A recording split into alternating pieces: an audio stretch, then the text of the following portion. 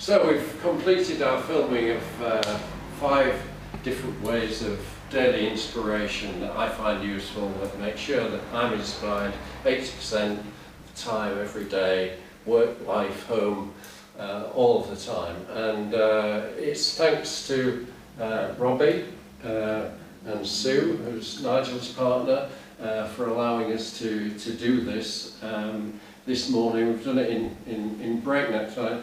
I was actually thinking the other day when people were talking about, you know, how hard life is and how much, and sometimes in your mind you actually think how much time you're spending on work and worrying about things and doing things like that, and I actually worked it out, and I've actually spent 50% of my time watching bands, going to the theatre, in bars, coffee shops, walking, enjoying myself, running, kind of thing. And I've spent 50% of my time, in my whole life, actually just having a good time. And that's inspiring in itself, that I've been able to create the time, because time is more important than money. And it reminds me of a story about a bar, Robbie.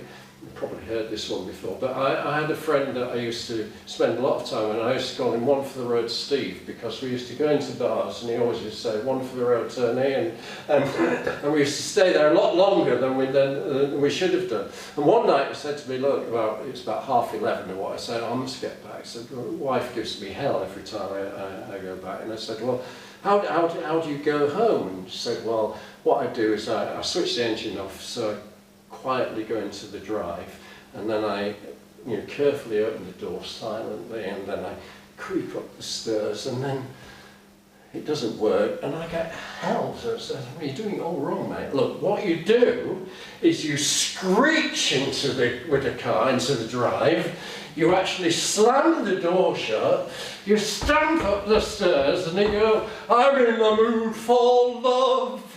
And you can guarantee you'll sleep all the way through the night.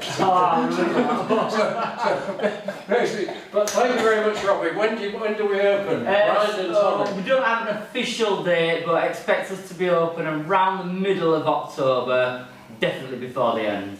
Brilliant. And we've got Hudson here with us, and we've got Maddy down here somewhere hiding, but that's okay.